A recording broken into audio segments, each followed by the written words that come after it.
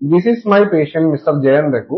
രണ്ട് മുട്ടിന്റെയും knee arthroscopy, keyhole ശസ്ത്രക്രിയ undergo ചെയ്ത് ജയൻ ഒരു പ്രൊഫഷണൽ ക്രിക്കറ്ററാണ്. അപ്പം സ്പോർട്സ് കളിച്ച് he had multiple small injuries. ഇടയ്ക്ക് ഒരു ഇത് വന്നതെന്ന് വെച്ചാൽ ഒരു 25-26 years ഒക്കെ ആയപ്പോ ഇതൊരു നീ പെയിൻ പോലെ വന്നു.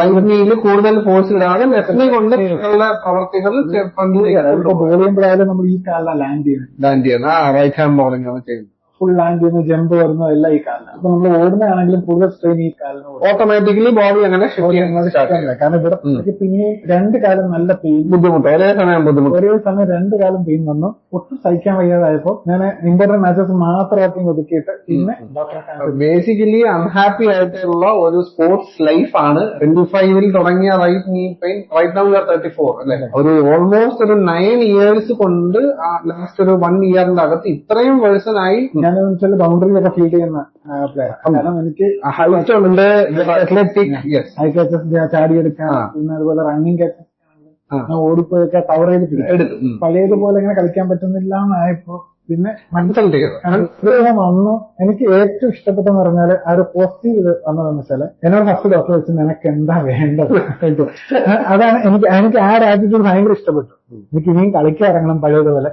അപ്പൊ ഡോക്ടർ എന്നോട് തിരിക്കുന്നു ഫുള്ളായിട്ട് എക്സ്പ്ലെയിൻ ചെയ്താണ് എന്താണ് എന്റെ ഇഷ്യൂ. എന്റെ അനിയത്തി ഉണ്ടായിരുന്നു, അവളും പറഞ്ഞു ചേട്ടാ ഇവിടെ എനിക്കൊരു കോൺഫിഡൻസ് ഉണ്ട്. ഇപ്പൊ ഞങ്ങള് പോയ മുമ്പുള്ള ആ ഒരു എക്സ്പീരിയൻസ് ഉണ്ടല്ലോ, ആ 2-3 ഡോക്ടേഴ്സിന്റെ ആ എക്സ്പീരിയൻസ് വെച്ചിട്ട് ഇവിടെ വന്ന് അവിടെ 5 മിനിറ്റ് പോലും ഞങ്ങൾ ഡോക്ടറെ കണ്ടിട്ടില്ല. ഇവിടെ വന്ന് 1.5 മണിക്കൂർ എക്സ്പ്ലെയിൻ ചെയ്ത് തന്നു. ഞാൻ എന്നിട്ട് പിന്നെയും ഡൗട്ട് ചോദിക്കുക, എന്നിട്ട് ഇതൊക്കെയാണ് നമ്മൾ ചെയ്യാൻ പോകുന്നതെന്നും പറഞ്ഞു. അപ്പൊ ഒരു ഐഡിയ കിട്ടി ശരിക്കും തിരിച്ച് കളിക്കാറങ്ങിയാൽ മതി എന്നുള്ള ആ ഒരു കോൺഫിഡൻസ് തന്നത് ഡോക്ടറാണ്. People should know, especially the younger sector. ഇപ്പൊ താങ്കൾക്കുള്ള ലിഗമെന്റ് ഇഞ്ചറി അല്ലെങ്കിൽ meniscal injury, any joints can be. അത് ഒരുപാട് ആൾക്കാർക്ക് ജിമ്മ് വളരെ കോമൺലി ഇപ്പൊ എല്ലാവരും യൂസ് ചെയ്യുന്ന ഒരു സാധനം. റണ്ണിങ് അഗെയിൻ വളരെ കോമൺലി യൂസ് ചെയ്യുന്നു. താങ്കൾ പറയുന്ന പോലെ ടർഫിലോ അല്ലെങ്കിൽ മൈതാനത്തോ ക്രിക്കറ്റ് കളി വളരെ ശരി, ബാഡ്മിന്റൺ വളരെ കോമൺലി. ഇതിലെല്ലാം കോൺസ്റ്റന്റ്ലി എൻഗേജ് ചെയ്യുമ്പോൾ നമുക്ക് ഇഞ്ചുറീസ് മൈനർ ഇഞ്ചുറീസ് വരും. സെറ്റ് ബാക്സ് എന്ന് വേണമെങ്കിൽ നമുക്ക് പറയാം. ഇതെല്ലാം ഓവർ ദി ഇയേഴ്സ് ഡെവലപ്പ് ചെയ്തതാണ്. In your 20s or 20 or 25s you are very when you reach 30s in the same spectrum, ആ ജോയിന്റ് ഹെൽത്ത് മെയിൻറ്റെയിൻ ചെയ്യണം എന്നുണ്ടെങ്കിൽ you have to do a lot of things. Surgery keyhole ആവാം, open ആവാം, അല്ലെങ്കിൽ ഡിസ്കിന്റെ ആവാം, എന്ത് type ആണെങ്കിലും സർജറിക്ക് ശേഷം ആദ്യം ഒരു പെയിൻഫുൾ ഫീസ്. അതിനെ നമുക്ക് സർജിക്കൽ പെയിൻ എന്ന് മാത്രമേ പറയാൻ പറ്റൂ. ഡിസീസിന്റെ വേദനയല്ല, അത് പോകും. മുട്ടിന്റെ അകത്തുനിന്ന് ചെയ്യാൻ അനുഭവിച്ച ബുദ്ധിമുട്ടുകൾ മാറി, പക്ഷെ മുട്ടിന്റെ ആ 2 ഹോൾ ഇട്ടത് കൊണ്ട് ഒരു സർജിക്കൽ പെയിൻ അതിൽ വരും. എനിക്ക് ഏറ്റവും ഇഷ്ടപ്പെട്ട ഒരു കാര്യം സെക്കൻഡ് മീൻസ് സർജറി രാവിലെ ഞാൻ ഒന്ന് നടത്തിക്കുമെന്ന് എന്നോട് പറഞ്ഞിരുന്നു. ഞാൻ സത്യം പറയല്ല, ഞാൻ വിശ്വസിച്ചില്ല സത്യമായിട്ട്. അതായത് ഞങ്ങൾ ഞാൻ നടക്കാൻ രാവിലെ 6:07 കഴിഞ്ഞപ്പോ ഡോക്ടർ എത്തിയിട്ട് വേണം നടക്കാന്ന് പറഞ്ഞു.